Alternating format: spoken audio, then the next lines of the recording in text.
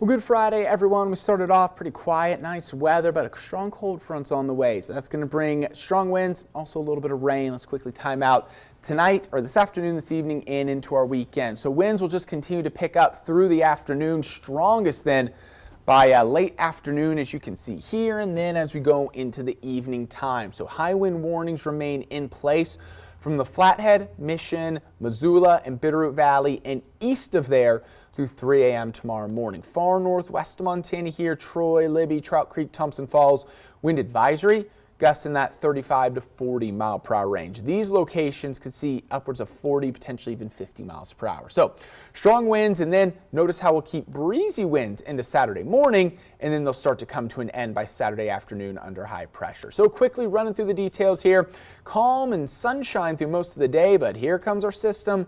Rain showers start northwest Montana during the evening, and then slowly move into the Mission and Flathead valleys, Missoula valleys, parts of the Bitterroot Valley later on tonight. Not really talking about a lot of rain, but there will be scattered showers this evening. Those quickly come to an end, though. Highs in the 60s with sunshine as we go into Saturday.